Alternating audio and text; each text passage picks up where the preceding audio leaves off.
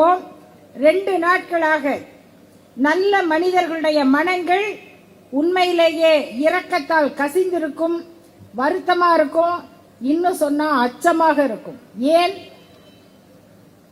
Israel, அந்த ஹிட்லரால கொல்லப்பட்ட யூத இனம், அந்த யூதர்களுக்கு ஒரு நாடு வேணும்னு அன்னைக்கு உலகமே அவங்களுக்கு ஆறுதலா நின்னுச்சு.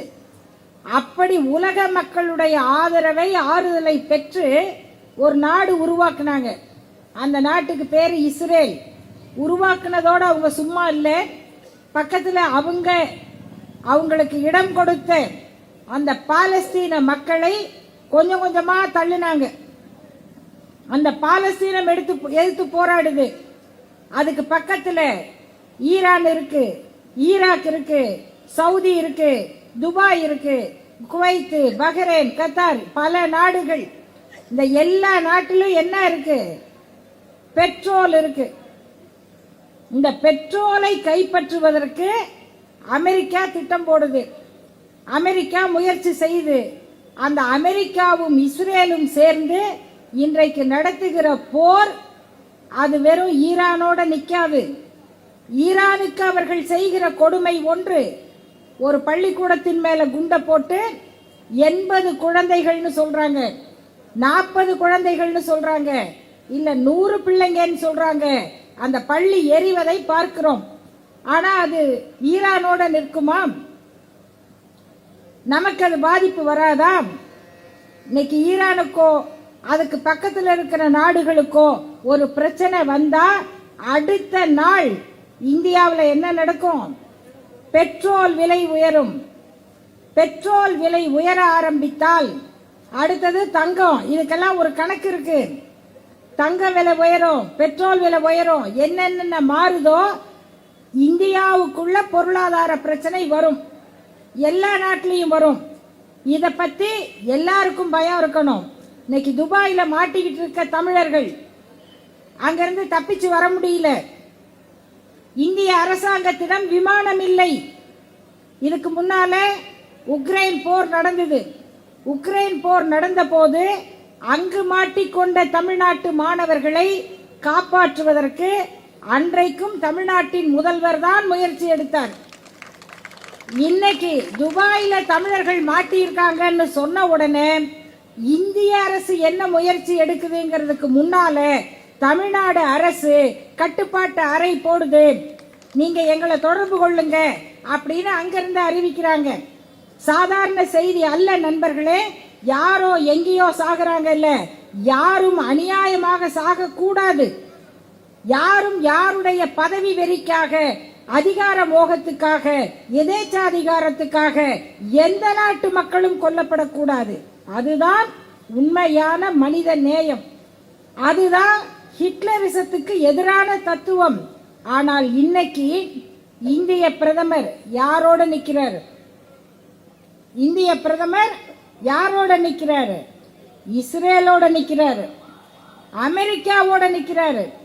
அமெரிக்காவுடைய அதிபர் ட்ரம்ப் அவர் சொல்றாரு, நான் தான் யுத்தத்தை நிறுத்தினேன், இந்தியாவுக்கும் பாகிஸ்தானுக்கும் நடந்த சண்டையை நான் நிறுத்தினேன் அப்படின்னு ட்ரம்ப் சொல்றாரு.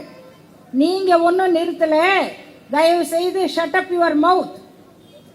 நாங்க சண்டை போட்டு நிறுத்தினோம்னு சொல்லுவதற்கு தைரியம் இல்லாதவராக நம்ம பிரதமர் இருக்கிறார். இது நமக்கு ஆபத்து இல்லையா? இப்படி ஒரு பிரதமர் துணிச்சல் இல்லாமல் இருந்தால் அது இந்திய மக்களுக்கு, அவர்களுடைய பாதுகாப்புக்கு எவ்வளவு பெரிய ஆபத்தை கொடுக்கும். இதை யோசிச்சு பாருங்க. இந்திரா காந்தி அம்மையார் இருந்தப்ப அப்படி பேசுவாங்களா? நாங்க தான் இதை செய்தோம் அப்படின்னு சொல்லி இருப்பாங்களா? இன்றைக்கு அமெரிக்க அதிபர் பேசுகிறார், இஸ்ரேல் பிரதமர் அதிபர் பேசுகிறார், நம்முடைய பிரதமர் அவங்க கூட போய் நிக்கிறார். அவங்க யார் யாரோடலாம் நிக்கிறாங்க அப்படின்னு பார்த்தா, நம்ம எல்லாம் ஐன்ஸ்டீனை பத்தி படிச்சோம். இன்னைக்கு யாரை பத்தி படிச்சுக்கிட்டு இருக்கோம்? எப்ஸ்டீன் ஒரு ஆளை பத்தி படிச்சுக்கிட்டு இருக்கோம். யார் அவரு? சயின்டிஸ்டா? இல்ல, ரொம்ப நல்லவர், ரொம்ப ரொம்ப நல்லவர். அவர் கூட இருக்கவங்க எல்லாம் அவரை விட நல்லவங்க. இவங்க எல்லாரும் தனி தீவு வச்சிருக்காங்க. அந்த தனி தீவுல விருந்து நடத்துறாங்க. அந்த விருந்துல பல நாட்டு தலைவர்கள், அரசியல்வாதிகள், நடிகர்கள், பெரும் பணக்காரர்கள் போய் விருந்துக்கு போறாங்க. அங்க விருந்தில் படைக்கப்படுவது உணவு மட்டுமல்ல, மதுபானங்கள் மட்டுமல்ல, சின்ன குழந்தைகள் 13 வயசுல இருந்து அதை விட சின்ன குழந்தை இருக்கு. அந்த குழந்தைங்களை அங்க விருந்து வைக்கிறாங்க. அங்க இருந்து தப்பிச்சு வந்த ஒரு பெண் பேசி இருக்காங்க, அங்க உண்மையிலேயே குழந்தைகளின் கறி பரிமாறப்படுதுன்னு. இந்த தலைவர்கள்லாம் திடீர்னு எப்படி பளபளன்னு ஆகுறாங்க? பல விஷயம் வரும் வாட்ஸ்அப்ல. இது உண்மையா பொய்யா நமக்கு தெரியாது. ஆனா படிச்சா சகோதரிகளே அதிர்ச்சி அடையணும். இப்படி எல்லாம் நடக்குமா? நடக்காதா? நடக்காதுன்னு சொல்ல முடியுமா இவங்க யோகியதையை பார்த்தா? ஒவ்வொருத்தருக்கும் எப்படி அந்த பளபளப்பு கூடுதுன்னு எழுதுறாங்க. இந்த கட்டுரை பொய்யா இருக்கணும்னு நான் நினைக்கிறேன், உண்மையாக இருக்க கூடாதுன்னு நான் நினைக்கிறேன். ஏன்னா அந்த கட்டுரையில பல குழந்தைகளுடைய புகைப்படம் இருக்கு. அந்த குழந்தைகள் கண்ணை கட்டப்பட்டு கைகளும் கால்களும் கட்டப்பட்டு ஒரு டேபிள்ல அவங்கள கமுத்து போட்டு வச்சிருக்காங்க. எதுக்கு தெரியாது. எதுக்கு அப்படி பண்றாங்கன்னா அவங்க சொல்றாங்க, அந்த கட்டுரை சொல்லுது, அந்த குழந்தைகளுடைய அச்சத்துல ரத்தம், இதய துடிப்பு படபடக்குது இல்லையா, ரத்தம் கொதிக்கும் இல்லையா, ரத்தம் வேகமா சுத்துது.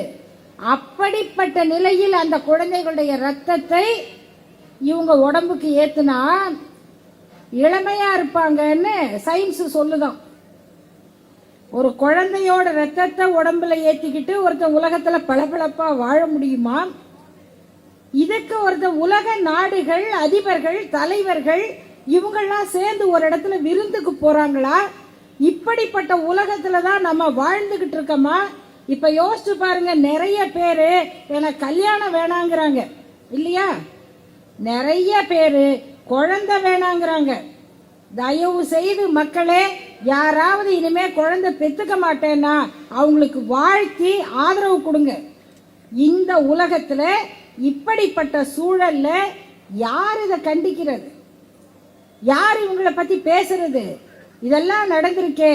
இந்தியாவில் நம்முடைய அரசு, பிரதமர், நமக்கும் பிரதமர் தான், அவர் பேர் அது சம்பந்தப்பட்ட ஃபைல்ல இருக்குன்னு வந்தா நமக்கு பயமா இருக்குமா இல்லையா?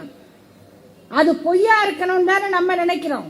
அவர் இதற்காக போயிருக்க வேணாம். ஆனால் இப்படிப்பட்ட ஆபத்தான மனிதர்களோடு என்ன விதமான பேச்சுவார்த்தை அல்லது எதுக்காக அந்த பேர் வரணும்? அப்போ அதை பற்றி நாடாளுமன்றத்தில் பேசுறதுக்கு நம்ம நாடாளுமன்ற உறுப்பினர்கள் கேட்கிறாங்க. நம்முடைய நாடாளுமன்ற உறுப்பினர் ராசா அவர்கள் இருக்கிறார். இன்னும் எவ்வளவு பேர் இத பத்தி பேசுங்க, ஏன் உங்க பேர் வருது விளக்குங்க கேட்டா அத நாடாளுமன்றத்தில் பேச முடியாது அப்படின்னு சொல்றாங்க. இது எவ்வளவு பெரிய ஆபத்து! அப்போ அந்த பிரச்சனைய இத பத்தி பேசணும். மக்கள் நிதி கொடுக்கறாங்க. எதுக்கு நிதி கொடுக்கறாங்க? பிரதமர் ஃபண்ட் அப்படின்னு கொடுக்கறாங்க. அந்த பிரதமருக்கு கொடுக்கிற ஃபண்ட் கணக்கு காட்டணுமா இல்லையா? பல லட்சம் கோடி, பல லட்சம் கோடி மக்கள் கொடுக்கறாங்க. முதல்வருக்கு ஒரு நிவாரண நிதி இருக்கு. முதல்வர் நிவாரண நிதிக்கு எவ்வளவு பணம் வந்திருக்கு, அதுல யார் யாருக்கெல்லாம் உதவி செய்யறாங்க கணக்கு இருக்குல்ல. கணக்கு கேட்டா கொடுக்கணும்ல. ஆனால் பிரதமருக்கு சேருகிற பணத்துக்கு கணக்கு கேட்க முடியாது. ஆர்டிஐல போட்டு கேளுங்க, கிடையாது. அப்ப நம்ம நாடாளுமன்ற உறுப்பினர்கள் கேட்கிறாங்க, நோ. அப்ப எங்க கேட்கிறது? யார் கேட்கிறது? யார் கேட்டா சொல்லுவீங்க? மக்களுக்கு நீங்க பதில் சொல்ல வேண்டாமா? அதுக்கு பேர் தானே பொறுப்பு, பொறுப்பு உணர்வு. அந்த கணக்கு இல்ல, பொறுப்பு இல்ல. இப்படி ஒரு ஆட்சி அங்க நடந்துகிட்டு இருக்கு. பல மாநில எம்பிக்களுக்கு கொடுக்கிற பணம், நம்ம எம்பிக்கு 5 கோடி ரூபாய் மத்திய அரசு ஒதுக்குது. எதுக்கு? உங்க தொகுதி சம்பந்தப்பட்டு அல்லது உங்க சொந்த ஊருக்கு நீங்க அந்த பணத்தை பயன்படுத்தலாம்.